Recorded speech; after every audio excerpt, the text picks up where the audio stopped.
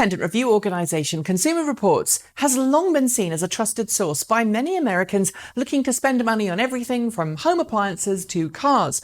And in the age of the internet, it's also become a trusted source wider afield too. It's now seen, as many around the world, as a go-to source before making any large purchase decision, especially as its rating systems take into consideration ownership reports from its readers, as well as the verdict of its team of industry professionals.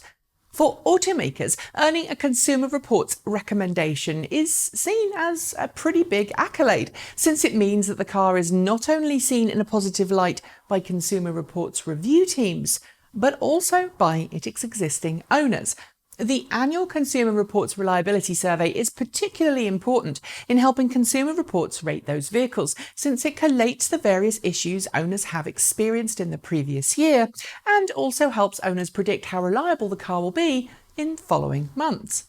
Sometimes a car that is given a rave review at launch by Consumer Reports, it purchases its own cars to test at list price, just as readers might do, and keeps them for extended periods in order to thoroughly put them through their own paces, only to have readers report a slew of problems later on. And when that happens, Consumer Reports revises those vehicle ratings. And that's exactly how it's been with Tesla and its Model S, Model X, and now Model 3. While Consumer Reports has in the past been complimentary of the Model S, continued reliability experiences by its readers, mainly on the suspension of 2017 model year cars and before that, some transmission issues, have caused it to lose its coveted recommendation from the organisation. Model X has suffered issues too, with its falcon wing doors a common reported problem among owners completing reliability surveys. Despite performing well in all official road tests and enjoying what it calls excellent owner satisfaction, Consumer Reports notes that overall reliability issues mean that neither the Model S nor the Model X currently hold its coveted recommended status.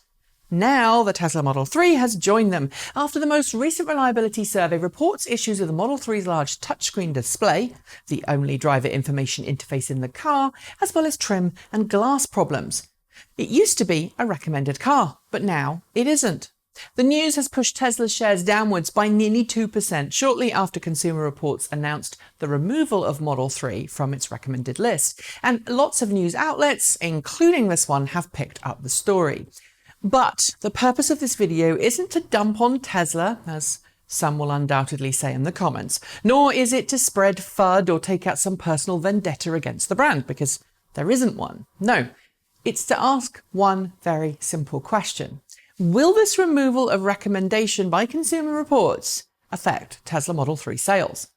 I don't think it will in the short term, and here's why.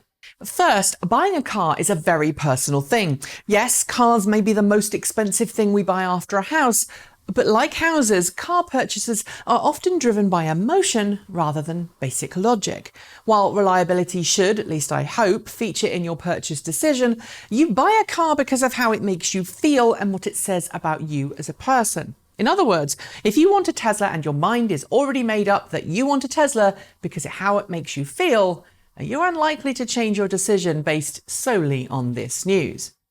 Second, while there's no longer a single Tesla in Consumer Reports recommended list, Tesla as a car brand now sits pretty squarely in the middle of Consumer Reports' overall car brand score list at 66, above many brands like Nissan, Chevrolet, Ford, Land Rover, but below Subaru, Porsche, Audi, BMW, Volkswagen, Hyundai and others.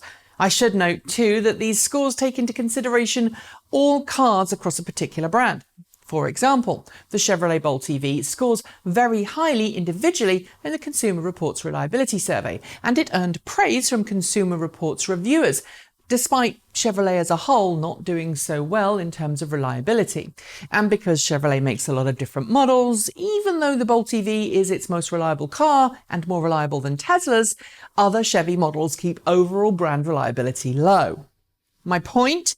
There are brands with far less reliability than Tesla, and there are sadly a lot more reliable ones too.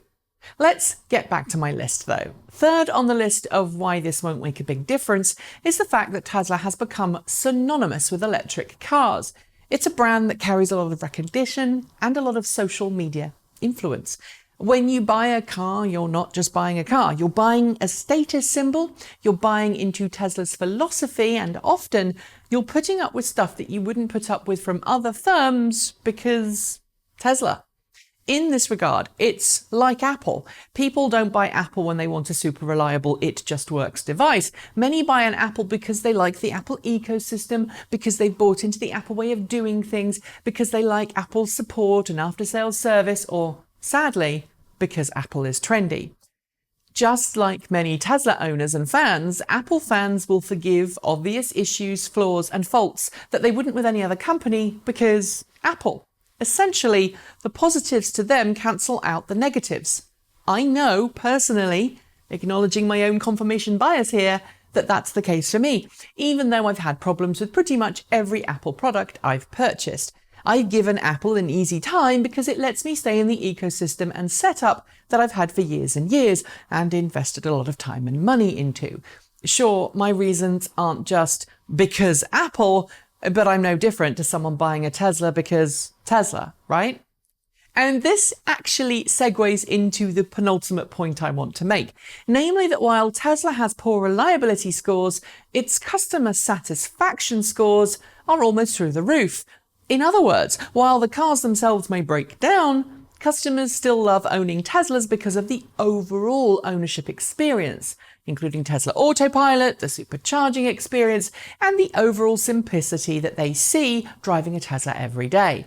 And it's this ownership experience, not to mention the now discontinued customer referral program, which I'm sure has helped generate such a lot of buzz for the brand. The final reason, though, that I think this won't affect Tesla sales in the short to long term is the current lack of competition in the segment, and the fact that Tesla is Tesla rather than a legacy automaker. Suspicion is super high among many plug-in fans when it comes to so-called legacy automakers, and confirmation bias against them and toward Tesla will help Tesla Model 3s rolling off the production line for a long time to come. Even Consumer Reports has been attacked in the past for having some axe to grind against Tesla, as have we actually, many times. Will these reliability reports ultimately be a problem for Tesla? Eventually. As Wall Street stocks have reacted to this news, remember, investors are generally looking long-term unless they're shorts, it's clear that concerns about reliability could eventually cause Tesla issues, especially as rival automakers bring cars to market that rival the Model 3. More people make the switch to plug-in cars, and less Tesla purchases are made by fully signed-up fans of the brand. As I've already said this week, the closer to a mainstream market Tesla gets, the more things like reliability and after-sales support will impact sales. Right now, the clock is ticking. Tesla's task is to make sure it doesn't drop the ball moving forwards and to continue to rely on brand goodwill, because ultimately, that will run out. That's it. Thanks for watching. Let us know if you liked it or you didn't like it below. Scribble a comment, hit the notification bell so you don't miss out on a single episode, and you'll also get social media notifications when we do hangouts and things. And if you want to support the show, there are 3 ways below me. You can do just that. I'll be back soon with another episode, but until then, keep evolving.